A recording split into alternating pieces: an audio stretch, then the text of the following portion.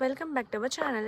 நம்ம சேனலில் என்ன விலாகுன்னு பார்த்தீங்கன்னா, பாட்டியோட கொத்தவரங்காய் குழம்பு தான். பாட்டி சமையல்னாலே பிடிக்காதவங்க யாருமே இருக்க மாட்டாங்க. ரொம்ப சூப்பராக இருந்துச்சு ஃப்ரெண்ட்ஸ். எப்படி செஞ்சாங்கிறத பார்க்கலாம் ஃப்ரெண்ட்ஸ் வாங்க.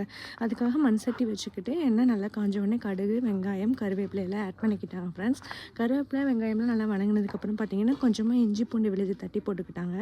இஞ்சி பூண்டு விழுது நல்லா வணங்கினதுக்கப்புறம் பார்த்தீங்கன்னா, ஒரு தக்காளி அறுத்து போட்டுக்கிட்டாங்க ஃப்ரெண்ட்ஸ். மீடியம் சைஸ் தக்காளியை அது நல்லா வணங்கினதுக்கப்புறம் பார்த்தீங்கன்னா, கொஞ்சமாக மஞ்சத்தூள் ஆட் பண்ணி நல்லா மிக்ஸ் பண்ணி விட்டுட்டாங்க. அதுவும் நல்லா வணங்கினதுக்கப்புறம் கல்லுப்பு, பெரிய கல்லுப்பு ஆட் பண்ணிக்கிட்டாங்க ஃப்ரெண்ட்ஸ். அதாவது கல்லுப்பு ஆட் பண்ணால் தான் குழம்பு ரொம்ப டேஸ்ட்டாக இருக்கும்னு சொன்னாங்க.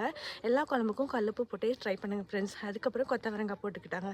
கொத்தவரங்காய் நல்லா வணங்கினதுக்கப்புறம் சில்லி பவுடர், மட்டன் மசாலா, மல்லித்தூள் எல்லாம் ஆட் பண்ணிக்கிட்டாங்க ஃப்ரெண்ட்ஸ். அது நல்லா வணங்கினதுக்கப்புறம் கொஞ்சமாக தண்ணி ஊற்றி கொதிக்க வச்சுக்கிட்டாங்க. தண்ணி நல்லா கொதிச்சோன்னையும் தேங்காய், கடலை எல்லாம் அரைச்சி ஊற்றிக்கிட்டாங்க ஃப்ரெண்ட்ஸ். ஃபைனலாக அது கொதிச்சதுக்கப்புறம் கொத்தமல்லி போட்டு இறக்கிட்டாங்க.